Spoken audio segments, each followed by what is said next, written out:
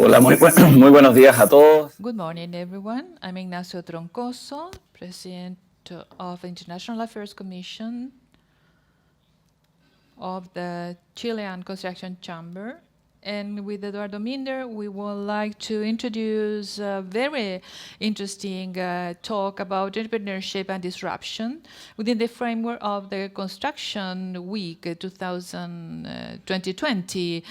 And given the situation we're living in, we are doing this on an online format. I would like to thank you first for joining us, and to thank very specially to the team of the Chilean Construction Chamber, from Young Irving, people behind the streaming. There's a lot of people working for this week, and this presentation in particular are the best possible production. Matias González, Midlatam, is here with us, Eduardo Minder, Territory and City Commission of the Chamber, and of course, Yuri Levine, who will give us a presentation today. Who's going to be the note speaker today.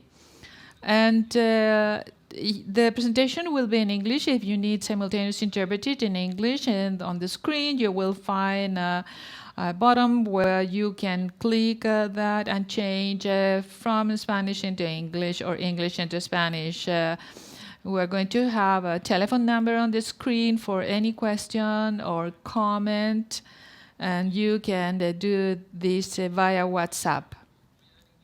I will begin then with our main guest, Yuri Levine, co-founder of Waze. He was president of the company until he sold the company to Google for over $1 billion, and he now has sold Moovit to Intel for a very high number. And Yuri, he called himself a serial entrepreneur, someone who enjoys creating companies and endeavors, and you will listen from him. And the main investment has been focused on mobility, individual as well as public mobility with Moovit, and we will have the opportunity to ask through Eduardo about the impact on the cities. I'm going to change into English now to welcome Yuri. Uri, agradecemos mucho que estés con nosotros hoy día. Ya te presenté, sabemos que tú eres un empresario serial, como te denominas, y estamos listos para escuchar lo que tengas que contarnos respecto a lo que es emprendimiento y respecto a lo que es la movilidad en las ciudades también. Así es que, bienvenido. Y en nombre de la Cámara Chilena de la Construcción, estamos muy contentos de tenerte con nosotros.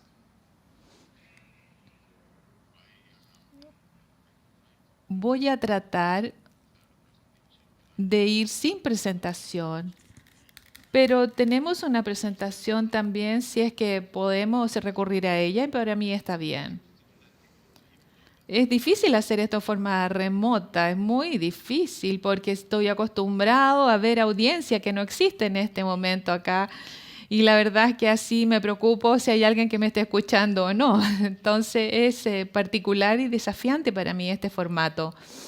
Yo creo que una de las situaciones que estamos viendo hoy día y que vimos hace 2 semanas, completamos esta adquisición de $1.000 millones. Debido al COVID-19, no ha habido una reunión cara a cara. Todo se hizo a través de teleconferencia. Y las empresas, digamos, comprar esta cantidad de miles de millones de dólares de forma remota es algo muy particular, a través de videoconferencia. Es muy raro, y quizás muchas otras cosas igual se pueden hacer en este formato, pero eso fue muy extraña, esa adquisición. Lo otro que me gustaría decirles también es que resulta que la movilidad está cambiando muchísimo.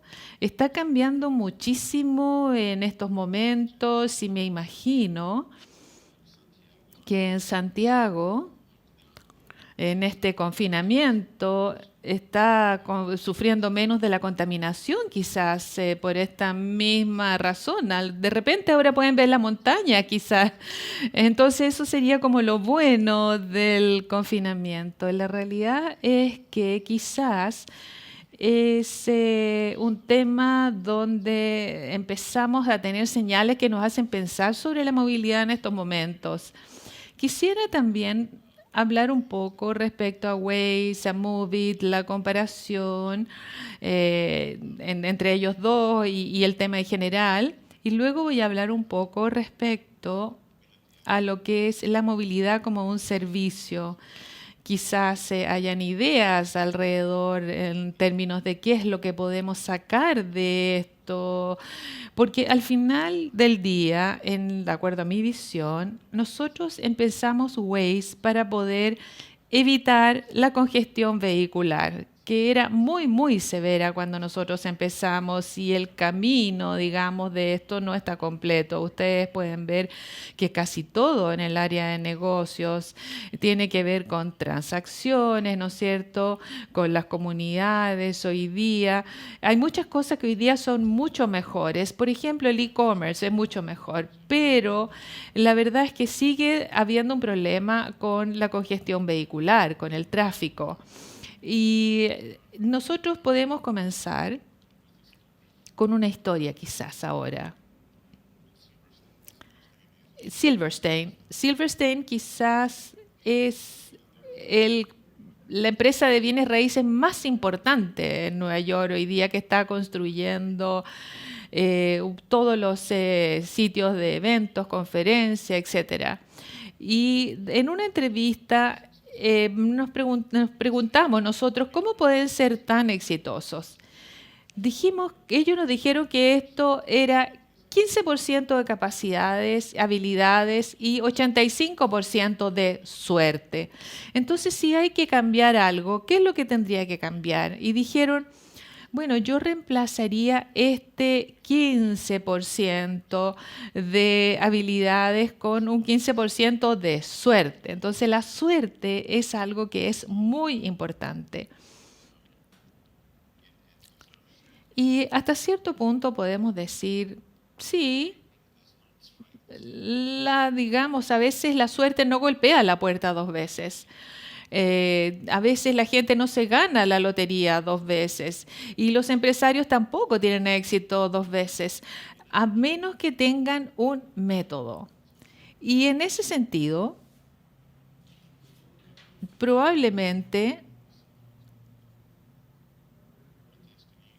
Matías, ¿me podrías ayudar con pasar las diapositivas, por favor? Para no estar interrumpiendo yo con eso.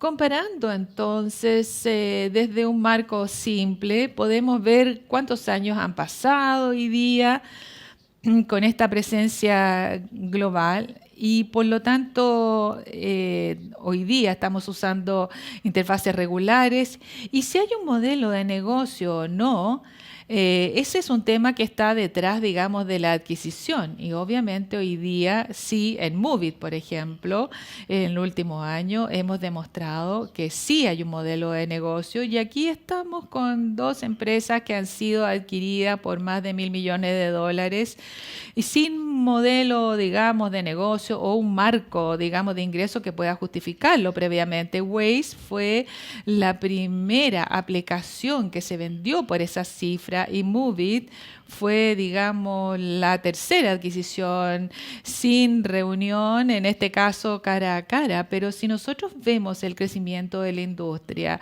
y podemos ver que hace 5 años y medio con 170 empleados para poder, digamos, lograr el éxito de Waze, es sorprendente para mí que en Moovit ha sucedido casi lo mismo, 4,5 años y con la misma cantidad, digamos, prácticamente de empleados. Pero además de esto, si nosotros vemos que hay muchos más temas en común entre estos dos, que están abordando grandes problemas, que han abordado valores significativos de las personas. Matías, la siguiente diapositiva, por favor.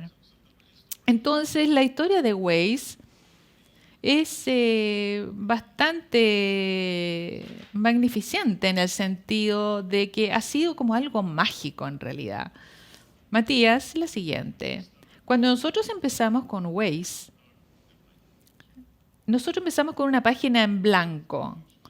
Y la verdad es que vimos que solamente teníamos una hoja en blanco con calles y con líneas que representaban estas calles y recolectamos toda la información de los conductores y creamos entonces un mapa nuevo en este sentido. Un mapa que cuando vemos esta diapositiva ustedes pueden verlo, digamos que sí, hay un círculo, digamos, de una circulación de tráfico ahí y no se puede ver una diferencia entre lo que es la densidad, las intersecciones, las calles principales, las calles secundarias, etcétera. Pero si hay un camino donde hay 100 personas, una ruta, 100 personas, no podemos ver la diferencia ahí con otra ruta que esté mucho menos ocupada.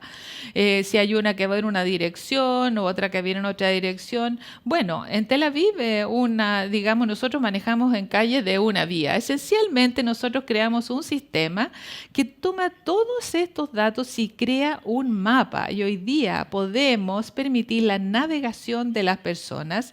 Y obviamente Matías se ha saltado un par de diapositivas, podemos avanzar. Entonces nosotros hemos llegado a mapas donde la gente nos entrega los nombres de las calles, tenemos muchos conductores en las calles donde podemos reunir información, donde podemos ver la ubicación de cada uno y empezamos a ver dónde están las congestiones y empezamos a ayudar a la gente a evitar esas congestiones. La magia de Waze entonces es que realmente es una fuente que identifica los lugares de multitudes que originalmente eran, digamos, de una aplicación que se llamaba Big Crowd. Entonces, en el año 2011 aproximadamente, cuando empezamos a hacer cambios significativos, cuando esto llega a Chile también, nosotros no hicimos nada en Chile. La verdad es que no hubo marketing, no hubo relaciones públicas, no hubo presupuesto de marketing, no hubo esfuerzo en crear nada. Simplemente fue crear una comunidad de usuarios, de conductores que permitieran esto, que obviamente si pensamos que en Santiago sería mucho más rápido que lo que es en otros países, en otros lugares más remotos, de mismo Chile. Pero cuando pensamos en el viaje general, nosotros empezamos a crear esto en Israel. Y hasta cierto punto empieza a ser muy significativo, pero lo más importante es que esta es la primera versión de Waze. Se ejecutó en una PDA. ¿Se acuerdan de las PDA? Hace mucho tiempo había dinosaurios en el planeta y después las PDA y después los teléfonos Nokia y ahora tenemos iPhones y Androids. Bueno, eso fue hace 12 años. Es esa la rapidez del cambio. Es muy importante recordar que las cosas se están moviendo cada vez más rápido. Ese es el ritmo que vivimos. Si yo tuviera una máquina del tiempo y los enviara al pasado, 12 años atrás, vamos a eliminar Waze, no va a haber teléfonos Nokia, ni los iPhones en los Androids, no sé si podrían sobrevivir. Y es así lo rápido que están cambiando las cosas. Empezamos el viaje en Israel y después nos dimos cuenta de que no era tan simple este proyecto, que no éramos suficientemente buenos, de hecho. Y eso es crítico, porque necesitamos saber qué hacer para poder convertirnos en suficientemente buenos. Es un viaje de fracasos de múltiples iteraciones hasta poder conocer cuáles son las necesidades del mercado. Hasta ese minuto estamos en el viaje del fracaso.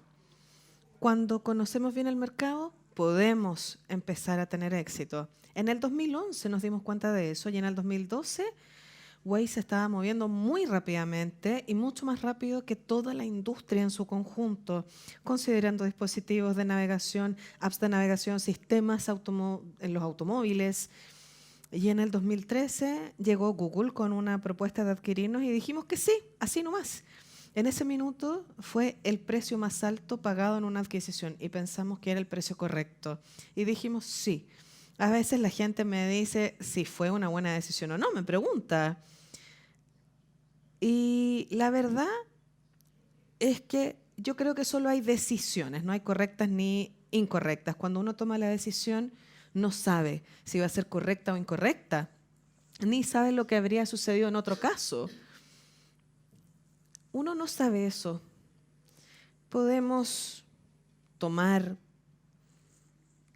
ejemplos históricos. Google al comienzo también tuvo muchos problemas. Ellos no pudieron tener financiamiento hasta mucho tiempo después. Ellos fueron a Yahoo y Yahoo los adquirió por 2 millones, fueron a adquirir a Yahoo por 2 millones.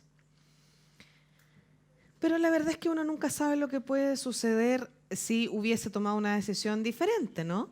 Bueno, para mí, la parte más interesante es que yo me fui al otro día después de la adquisición para crear nuevos emprendimientos y algunos ya habían sido iniciados antes, como por ejemplo Movit. Siguiente, por favor, Matías. El viaje de Movit es sorprendentemente igual de mágico. Está en más de 300 ciudades en el mundo y los datos obtenidos por crowdsource es lo que hace la magia de todo esto. A ver, no es una publicación de información. Con los trenes es fácil conocer la ubicación de los trenes, ¿no? Pero imagínense que hay una parada de buses en la calle y que este paradero está siendo trasladado 50 metros después del cruce. Eso nadie lo sabe, ¿no? Salvo la comunidad de usuarios. Entonces, lo que pasa es que aun cuando piensen en Google Maps o Transit, que la gente puede utilizar para transporte, si no hay una comunidad de usuarios, estos datos no pueden mantenerse actualizados. Todos se convierten en proveedores de datos. Y Movit ha sido bastante eficiente en ese sentido para mantenerse actualizada en información. Un poco más de historia. Movit comenzó en Israel. Sorprendentemente, Israel es un muy buen escenario para los emprendimientos. La verdad es que no hubo otra alternativa en Israel que construir esta aplicación, pero después nos fuimos. A mediados del 2012 salimos de ese mercado, en octubre, noviembre, empezamos a desplegar Movit en otros lugares donde Waze ya había sido bastante exitoso. Entonces me preguntaron, ¿dónde nos vamos con Movit? Y yo dije, bueno, Waze es súper exitoso en América Latina, vamos allá, también está España, Italia, Francia, América Latina, como les decía, y se ha visto un gran crecimiento. A fines del 2012 y a comienzos del 2013 hicimos eso y en un año los números crecieron. Y fue bastante significativo porque cuando uno se da cuenta de cuál es el mercado lucrativo, podemos ir y convertirnos en exitosos. Siguiente, por favor, Matías. Evidentemente, esto ha sido una montaña rusa. Teníamos que conocer cuáles eran los niveles de éxito en estas aplicaciones y la verdad es que el nivel de éxito era inferior al 50%. Entonces, acá en transporte público teníamos que determinar cuál era el camino a seguir. cuál era el usuario al que apuntábamos. Eso fue en 2013 y empezamos a tener experiencias muy exitosas para el usuario en el primer mes. Tuvimos crecimiento, desarrollamos el modelo de negocio y llegamos a una globalización. Como les decía, todo fue una montaña rusa que nos llevó a éxitos y fallas o fracasos, y eso es lo que pasa siempre. Matías, por favor. Al final. Y esto terminó siendo una adquisición de $1.000 millones de dólares, descontando el coronavirus, porque de lo contrario, ese número habría sido mucho mayor. Moovit va a seguir siendo Moovit. Está en Santiago y va a seguir siendo Moovit en Santiago. Ese es el futuro. La pertinencia o relevancia para la visión de Intel y todos los sistemas de movilidad inteligente es que estas aplicaciones crezcan en el futuro y tener un mejor futuro. Matías, por favor. Como les dije anteriormente, hay un método para la construcción de unicorns o unicornios.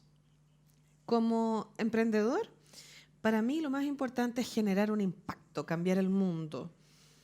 Construí una estrategia de construcción de emprendimientos para conseguir financiamiento a través de unicorns. Y eso me tomó 45 años para el primer unicorn y 7 para el segundo. Entiendo y pretendo que el próximo sea más pronto. Voy a comenzar con una declaración, con una afirmación. El viaje de las fallas, de los fracasos. Si uno tiene miedo al fracaso, en la realidad van a fracasar. Si no han fracasado es porque no han intentado nada. Cuando entendemos esta afirmación, que esto va a ser un viaje de fallas, van a empezar a moverse rápidamente y van a empezar a entender que para tener éxito simplemente hay que intentar más. Es decir, van a ir fallando con mayor rapidez. En uno de mis emprendimientos, en una reunión a comienzos de esta semana, de hecho, hablábamos del plan de lanzamiento al mercado y el directivo de marketing hablaba de 72 experimentos. La realidad nos dice es que hay que entender que muchos de los experimentos van a fracasar. Si podemos hacer 72 experimentos en un periodo corto de tiempo, la verdad es que nos vamos a dar cuenta de que al fallar más rápidamente también vamos a llegar al éxito más rápidamente. Este es un viaje de fracasos. Después tenemos que crear una estrategia para eso. Siguiente. La primera fase de un emprendimiento, de un startup, es casi la fase más importante, porque si conocemos el mercado del producto, si conocemos bien el mercado, sus características y cuál es el calce perfecto para el mercado, no vamos a tener el éxito que esperamos. Normalmente lo que sucede es que todo lo que pasa antes del ajuste de mercado nos sentimos un poco perdidos, pero una vez que entendemos qué es lo que se ajusta al mercado, vamos a poder pasar a la siguiente fase. Si ustedes utilizan Waze o Netflix o WhatsApp o Google, Gmail, cualquier cosa que usemos todos los días, ¿cuál es la diferencia entre cada una de esas soluciones hoy y la primera vez que la utilizaron? Y la verdad es que muchos podrían decir que no hay ninguna diferencia. Uno busca en Google hoy como lo hacía al comienzo. Se utiliza Waze hoy como se hacía antes. Estamos viendo Netflix como lo hicimos la primera vez. Entonces, ¿qué pasa si nos damos cuenta de que hay productos que no necesitan cambiar? Que ese es el ajuste. El ajuste es el valor que queremos crear. Si encontramos ese valor, no tenemos que cambiar el producto. Siguiente, por favor. El viaje del emprendimiento para mí es siempre comenzar con un problema. Y me gustan los problemas grandes que hagan que una vez solucionados el mundo sea mejor. Después me pregunto, ¿quiénes son los usuarios? ¿Quién tiene este problema? Si encuentro una sola persona con ese problema, creo que un psiquiatra sería más barato para esa persona. Y después hablo con los usuarios y trato de entender su percepción del problema. Si hacemos eso, podemos construir una solución. Si empezamos por la solución, vamos a crear algo que a nadie le va a importar. Y eso sí que es decepcionante. Siguiente. Algunos de los ingredientes más críticos, que son absolutamente válidos para casi todo lo que queramos construir, no solo para los emprendimientos, para los productos, para las empresas. Primero, ¿quiénes son los usuarios y su percepción del problema? Si no entendemos eso, vamos a empezar a construir, a crear cosas que a nadie le importa. Si nos damos cuenta de que este va a ser un viaje de fracasos, asegurémonos de cometer los errores al comienzo y rápidamente. Si lo hacemos rápidamente, vamos a tener mucho tiempo de solucionar las cosas. Si nos tomamos mucho tiempo en definir cuál es el siguiente movimiento, no vamos a tener tiempo suficiente para tener éxitos suficientes. El SEO siempre es crítico para determinar distintas características que debe tener este SEO, el gerente general, que es perseverancia, decisiones, liderazgo y también la capacidad de escuchar a los usuarios. Yo estoy feliz con el SEO que tengo. Enamorarse del problema y no de la solución es otro ingrediente crítico. Si piensan en el problema y la misión que ustedes tienen en la vida es solucionar el problema, mientras el problema exista, van a perder el enfoque. Si ustedes se enamoran de su propia solución, el problema puede cambiar y van a seguir enamorados de la solución, entonces no van a tener éxito. En cierta medida, si quieren ver diferencias entre historias, si una compañía dice, esto es lo que construimos, ellos se concentran en la solución. Si la compañía nos dice, este es el problema que estamos solucionando, esto es lo que nosotros vamos a hacer por ustedes, se están concentrando en el problema. La propuesta de valor siempre viene de la comprensión del usuario. En muchos casos, en vez de preguntarnos cuál es la propuesta de valor, cuál es la presentación, cuál es la historia, debemos comenzar a preguntarnos, ¿para quién es? Si nos concentramos en eso, de pronto la solución o la empresa en general se vuelve más concentrada en los clientes. Y lo último es muy interesante. Conozco muchos CEOs y muchos de ellos fracasan. Y yo les pregunto, ¿por qué fracasaron? ¿Qué pasó? Y la mitad de ellos me dice que el equipo no era el correcto. Y yo les digo, ¿ya qué significa eso? Bueno, este tipo no era bueno, este otro tipo tampoco era bueno, el otro no conseguía financiamiento, etcétera.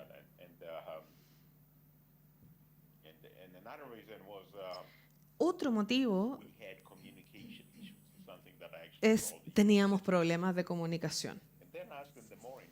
Y después les pregunto lo más interesante, ¿cuándo supieron que el equipo no era el correcto? Y todos supieron el primer mes de trabajo que el equipo no era el correcto.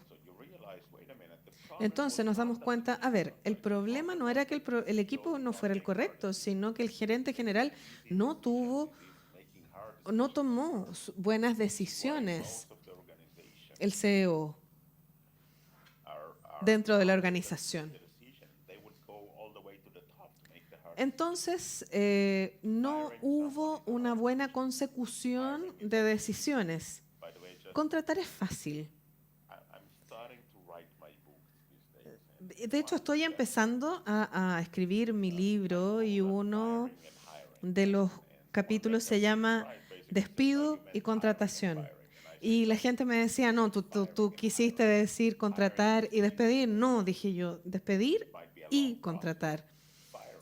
Porque contratar es fácil, despedir es una decisión difícil. Siguiente, por favor. Si queremos construir el unicornio, tenemos que alinear todos estos elementos. El producto, ese que se necesita y que se utiliza, el mercado es grande. El modelo de negocios debe funcionar, tenemos que descubrir dónde está el crecimiento del usuario y la globalización. Con esto me refiero a que Movit hoy tiene 1 millón de usuarios nuevos todos los días. Waze está creciendo en 20 millones de usuarios al día. Ninguno gasta un peso en marketing. Finalmente, si ustedes quieren llegar al crecimiento, tienen que saber, que identificar algo que funcione para ustedes, donde el crecimiento tenga un costo bajísimo, ojalá cero. Y en muchos casos existe el factor X, que es como de lo moderno probablemente, algo que es obligatorio. Matías, por favor, lo siguiente. El desafío es que al comenzar el viaje, todas estas estrellas están en distinto orden y hay que ordenarlas, hay que descifrarlas. Si ustedes se dan cuenta de que este es su viaje, por favor, Matías, siguiente, van a empezar a construir la estrategia del emprendimiento. ¿Qué se hace y cuándo? Hay muchas cosas que tenemos que descifrar. ¿Cómo evolucionan las cosas? ¿Qué es lo que voy a hacer después? El sistema o método que he construido en todos los años. Siguiente, por favor. Al final de todo, pensemos en el siguiente esquema. Comenzamos con el ajuste del mercado al producto. Si no hacen eso, van a morir. Después de eso, quedan 3 viajes más. Cada uno va a tener fracasos y cada uno va a durar 2 o 3 años. El orden puede cambiar. Probablemente van a descifrar la escala primero, que es cómo crezco. O tal vez van a decir, a ver, voy a descifrar mi modelo de negocios primero. O tal vez voy a descubrir o voy a llegar a la globalización primero. Esos 3 viajes pueden cambiar.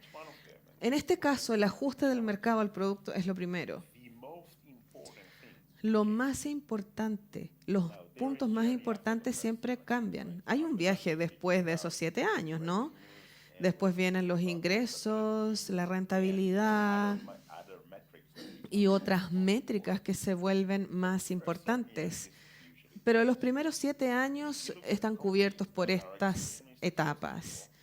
Si la compañía tiene mucho éxito desde el comienzo, probablemente haya etapas que no van a tener que desarrollar, como el modelo de negocio, por ejemplo. Pensemos en Waze. Cuando se vendió no teníamos un modelo de negocios de operación, de trabajo.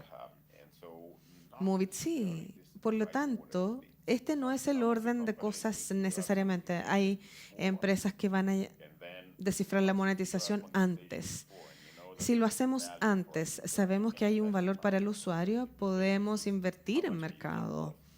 Y así vamos a conocer el valor del usuario y cuánto es lo que yo espero recibir adquiriendo a un usuario. Por ejemplo, las escalas, cuáles son los costos, ojalá cero. Siguiente, por favor.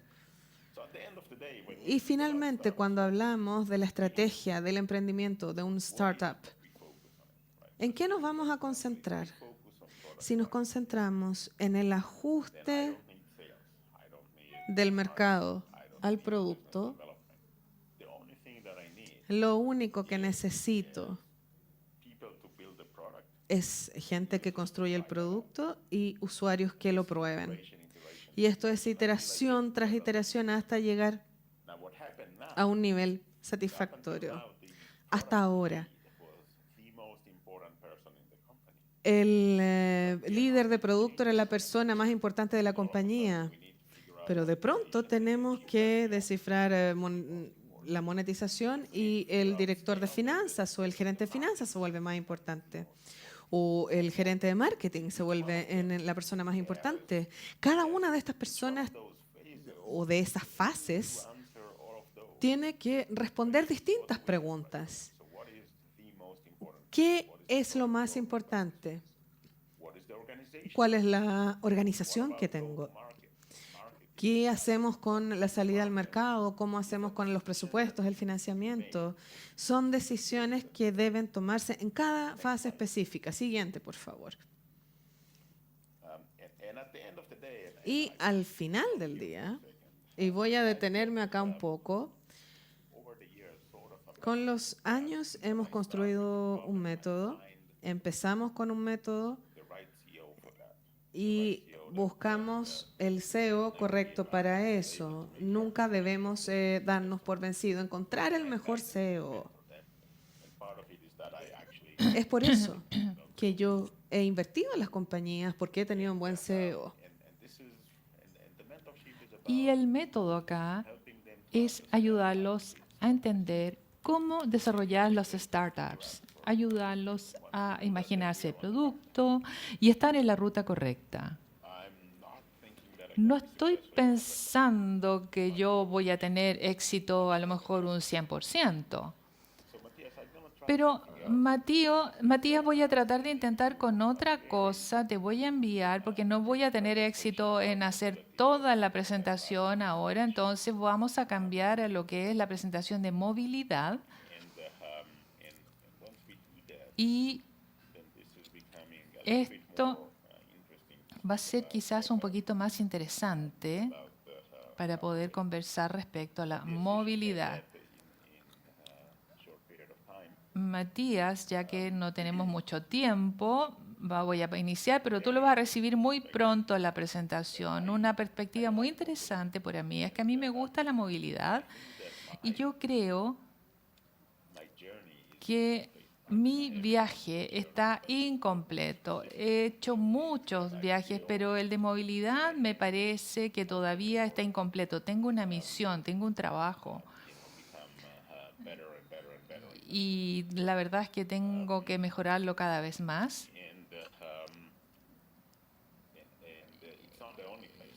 Y la verdad es que hay múltiples áreas que yo he analizado, hay muchos problemas que hay que resolver, pero esta es la que más me gusta. Esencialmente, lo que trato de hacer es abordar múltiples problemas. Matías, ¿recibiste la presentación? Matías tiene que cambiar la presentación a la que le acabo de mandar de movilidad. Y así entonces podemos hablar respecto a este tema y al futuro de la movilidad y entender un poco la forma abstracta de abordar este problema. Ahora vamos con la presentación.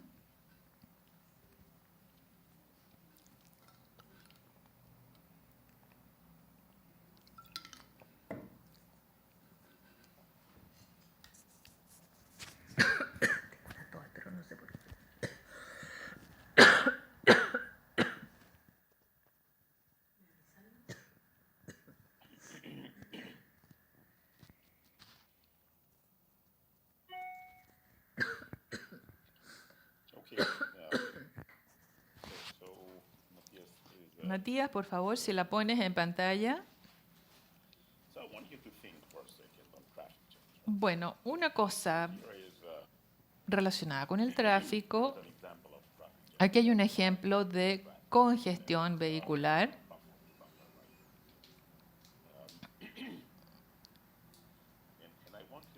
Y quiero que piensen en esta imagen. Lo que tenemos acá son 100 personas. Vamos a la siguiente diapositiva. Acá 100 personas, 177 vehículos. Si eliminamos los vehículos y dejamos que solamente quede la gente, otro clic. Esta es la naturaleza del problema. Si yo elimino los vehículos, obviamente ellos no van a ocupar ningún espacio. La siguiente diapositiva. Podría poner 3 buses o bicicletas o lo que sea en este espacio, eliminando los vehículos, los autos. Una cosa que hay que pensar es que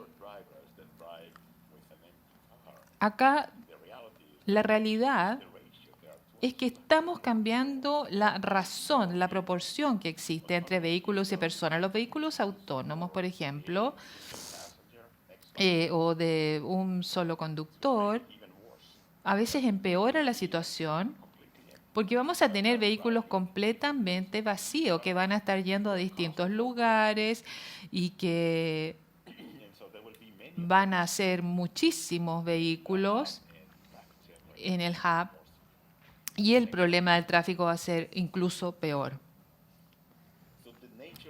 La naturaleza del tema es que ocupamos mucho espacio y yo quiero que ustedes piensen en una carretera en Santiago, que pensemos a las 9 de la mañana y si vemos una línea, digamos una pista de 1 kilómetro, podemos tener 40, 45 vehículos y 50 personas aproximadamente, 50 personas ocupando 1 kilómetro.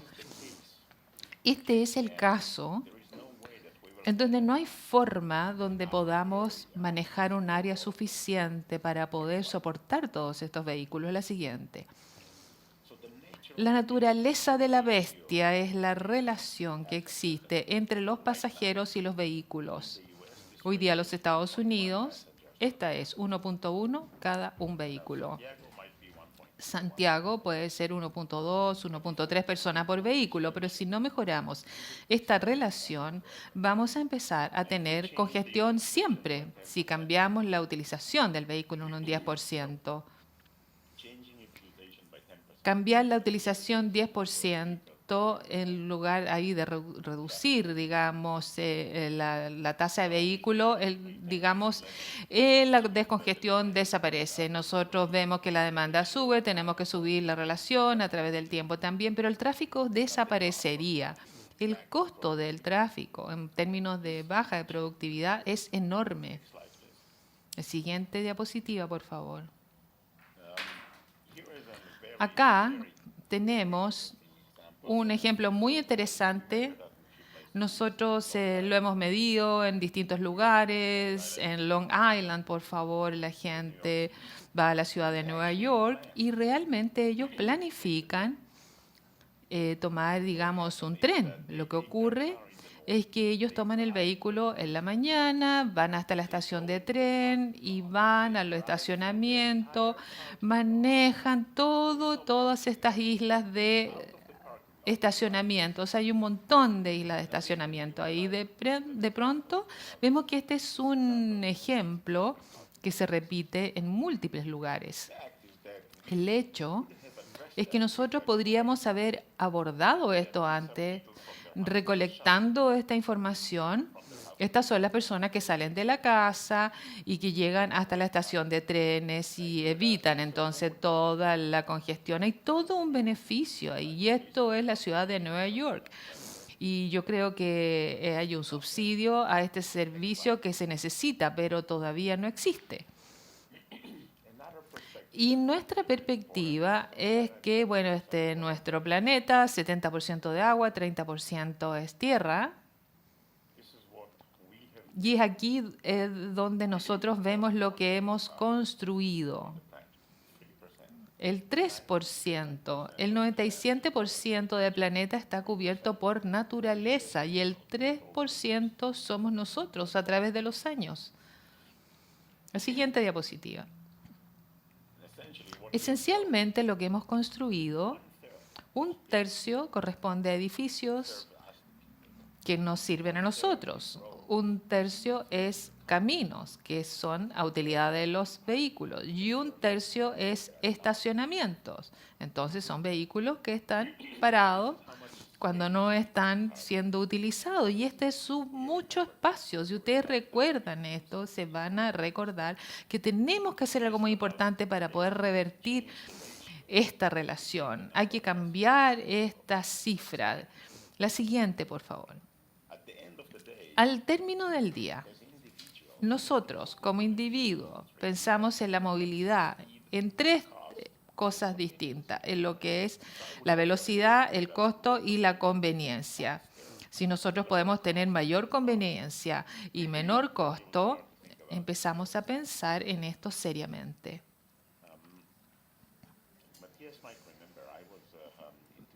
En el año 2013 yo estuve en Santiago y tuvimos una reunión con el ministro de Transportes y el alcalde de esa época con ingeniero jefe y me preguntaron qué podemos hacer para reducir la congestión vehicular. Y yo dije, ¿qué pasa si ustedes empiezan a hacer el transporte público en un formato gratuito? Y ellos se sintieron choqueados con esta sugerencia, pero si nosotros queremos que la gente cambie su comportamiento, se necesita entonces entregarle algo mejor a lo que están acostumbrados. Imagínense un bus que sea más rápido, que sea gratis, que sea conveniente y que llegue a cualquier parte. Si ustedes hacen eso, lo que tenemos como resultado es que mucha gente va a utilizar ese medio de transporte. La magia de hacer esto es que tenemos que tener vías dedicadas. Imagínense que la mitad de las calles, de las avenidas en Santiago, se dediquen al transporte público solamente. Y si este fuera el caso, entonces van a movilizarse los vehículos en forma muy, muy rápida. Si nosotros tenemos calles de norte a sur, de este a oeste, en cada área y cada avenida, cada calle se dedica al transporte público y lo hacemos entonces con vehículos muy pequeños, digamos de alta frecuencia, por ejemplo. Entonces, estamos hablando de vías dedicadas. Sin el problema de los vehículos autónomos. Los vehículos autónomos en sí no es el problema, son los conductores, pero si no hay conductores va a ser mucho más fácil entonces en ese sentido. Y luego que sea gratuito. Y si se puede construir un sistema como este, construirlo dentro de un año, si toman la decisión hoy, por ejemplo, van a terminar entonces con un transporte público mucho más eficiente, con un transporte público mucho más rápido para llevar a la gente a su punto de destino, con mucho menos accidentes vehiculares y con mucho mayor productividad para toda la población. Esto es exactamente lo que necesitamos. Hasta cierto punto puedo decir que la adquisición de Intel que hizo de Moovit es un paso hacia este resultado para poder enmarcar esto dentro de los esquemas municipales. Ahora creo que vamos a las preguntas. Muchas gracias, Yuri. Ha sido muy útil ambas historias. Y voy a hacerte una pregunta y luego le voy a dar la palabra a los colegas porque no tenemos mucho tiempo, pero me llamó la atención de que Waze y Moovit, tú mencionaste que los ingresos, digamos, el plan de negocio, no era un paso importante en el crecimiento de la empresa. ¿Y cómo descubriste esto? ¿Cómo tú piensas que esto podría cambiar? Porque la verdad es que asusta un poco eso en el mundo. Bueno, ambas empresas están financiadas por capitales de riesgo y por supuesto, al final, si estás en el espacio del consumidor, para convertirte en un unicornio necesitas muchos servicios. Y si estás en B2B, necesitan primero ver, digamos, verte pequeño para poder ver el espacio para crecer. Pero en ambos casos, Moovit y Waze vieron el espacio de crecimiento. Fue un viaje, ¿no es cierto?, gradual. Y a veces es difícil imaginarse esa gradualidad en el viaje, pero en el intentanto hay que buscar las empresas para poder generar capital y poder entonces colectar los fondos que se necesitan. Digamos, el problema que hay ahora no es muy distinto al problema que han habido en las crisis anteriores en el mundo.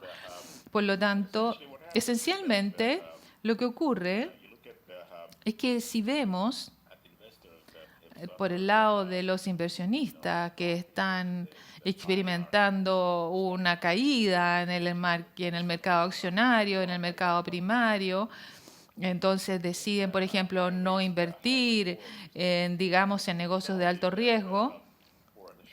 El resultado es que por un periodo muy corto va a haber una desaceleración, pero después van a empezar a recuperarse. A fin de este año va a haber una recuperación. Quizás va a haber menos inversiones en un periodo de tiempo, pero ustedes están en un periodo, digamos, en el cual se está viviendo la crisis del COVID-19 y los precios de hoy día no son los mismos precios que se tenían anteriormente, no existe la misma flujo de dinero que existía anteriormente, pero las oportunidades todavía van a estar ahí y el poder hacer, digamos, juntar capital va a ser lo correcto. Hacerlo otros días, porque los precios hoy día están bajos. Entonces es importante juntar capital hoy. Muchas gracias, Uri. Eduardo. Gracias, Ignacio. Uri, es un privilegio tenerte con nosotros.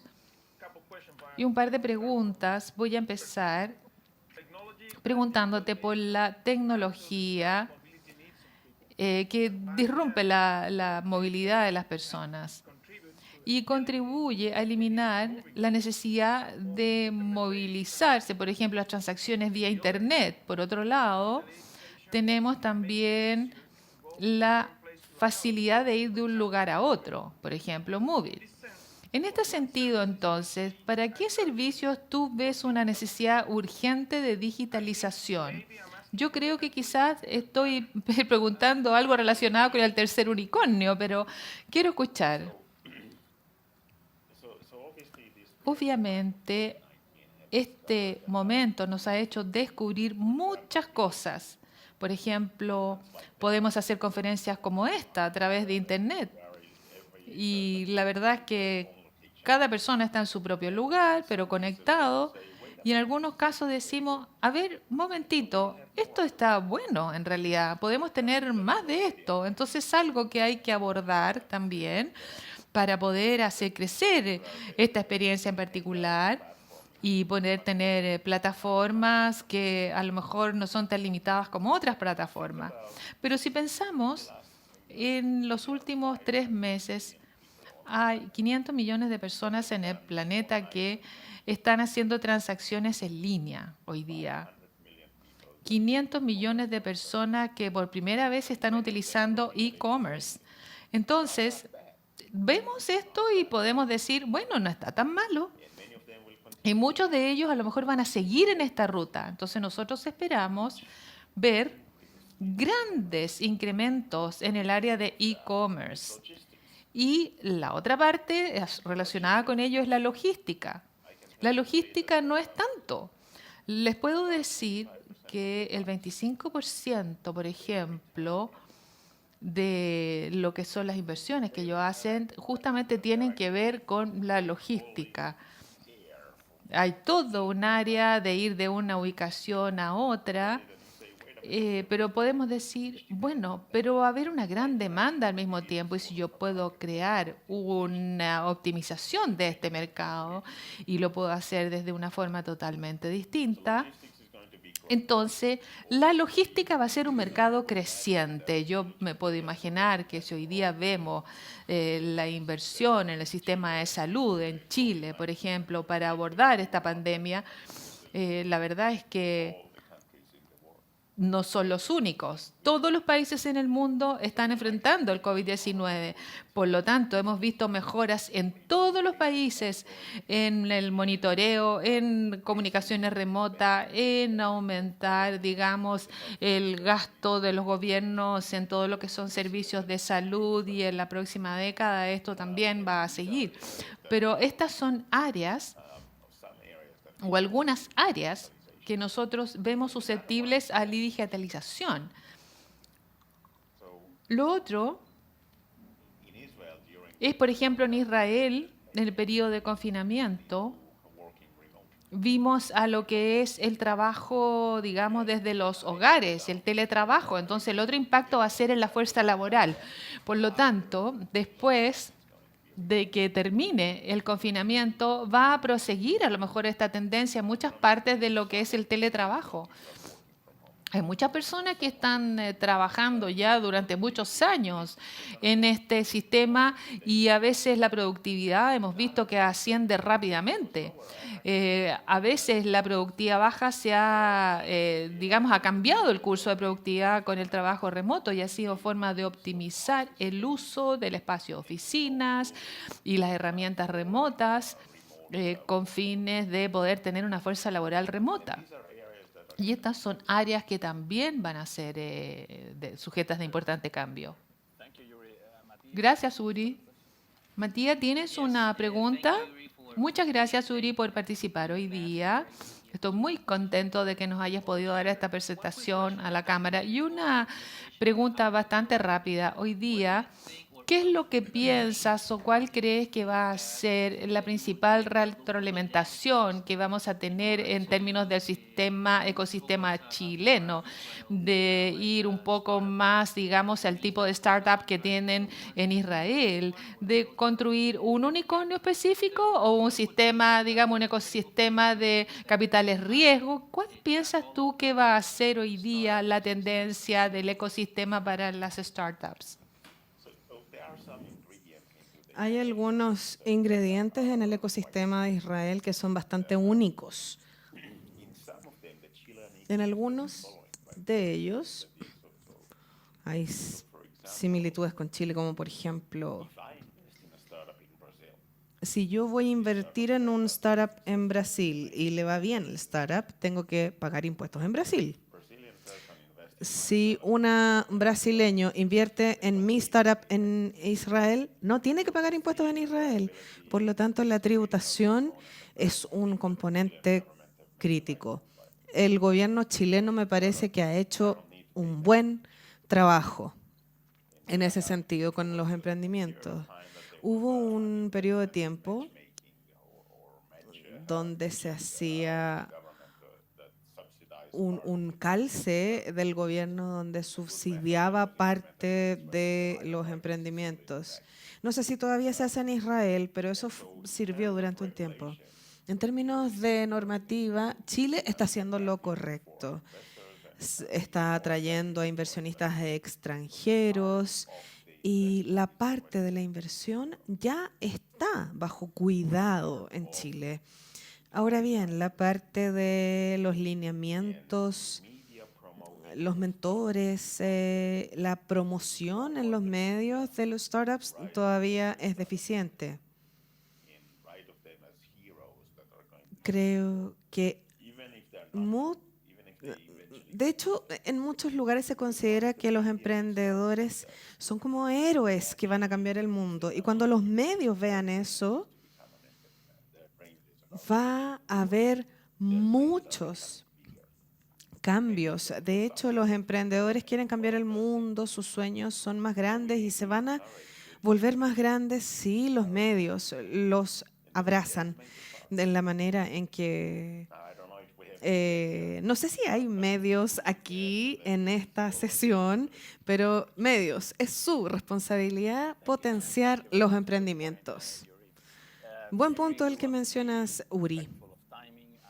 Queremos respetar tu tiempo, Uri, pero queremos hacerte una última pregunta. ¿Cómo imaginas a Waze o Move It en 10 años?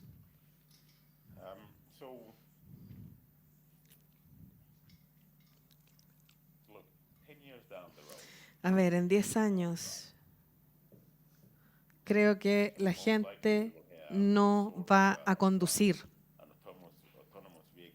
Vamos a andar en vehículos autónomos que nos van a llevar de un lugar a otro. Y por favor, quiero que nos detengamos aquí un segundo. Imaginen que tenemos vehículos autónomos que así, con chasquear los dedos, nos lleva a otro lugar. Yo le digo al auto dónde quiero ir, me lleva,